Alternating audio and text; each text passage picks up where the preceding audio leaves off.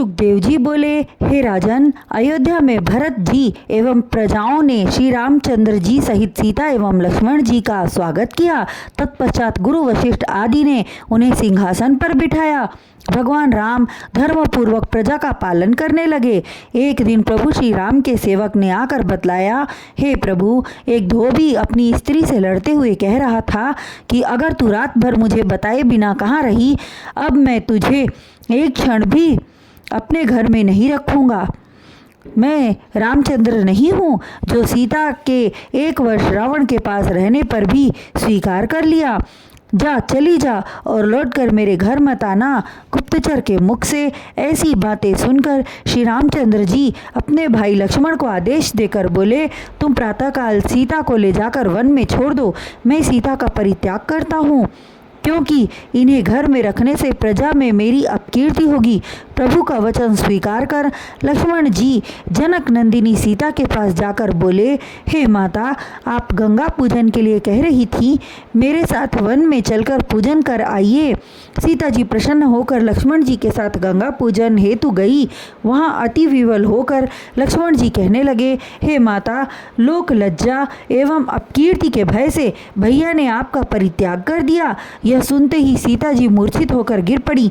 लक्ष्मण जी अधीर हो उठे, किंतु भाई का आदेश मानकर वे कुछ न कर सके और सीता को मूर्छित अवस्था में प्रणाम करके वापस लौट आए।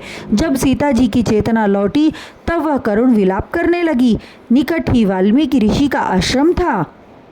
वे गंगा स्नान के लिए जा रहे थे। सीता जी को देखकर रुक गए और धीरज बंधाते हुए बोले, हे पुत्री, तू इस तरह विलाप क्यों करती है? ऋषि के वचनों को सुनकर सीता जी ने सारा वृत्तांत बताया। तब वे बोले, हे पुत्री, तू चिंता मत कर, मेरे साथ आश्रम पर चलकर सुखपूर्वक रह। वहीं वाल्मीकि ऋषि के आश्रम पर सीता जी ने लव एवं कुश नामक 2 बालकों को जन्म दिया। वे महान शूरवीर बालक हुए। जब रामचंद्र जी ने अश्वमेध यज्ञ किया तब यज्ञ के घोड़े को उन्हीं के पुत्र लवकुश ने पकड़ा और अपनी वीरता से राम की सेना को परास्त कर दिया। अंत में स्वयं रामचंद्र जी युद्ध हेतु आए। तब ऋषि के कहने पर सीता जी लवकुश को राम के हाथों में सौंपकर स्वयं पृथ्वी में समा गई। सीता जी के वियोग में श्री रामचंद्र जी ने बहुत विलाप किया, किंतु वह वापस न आई। तत्पश्चात वे अपने पुत्रों को लेकर अयोध्या वापस लौट आए। श्री सुखदेव जी कहने लगे, हे राजा परीक्षित, भगवान राम की कथा जो प्राणी ध्यान लगाकर सुनता है उसके सारे कष्टों का निवारण हो जाता है, अंत समय में परम गति को प्राप्त करता है।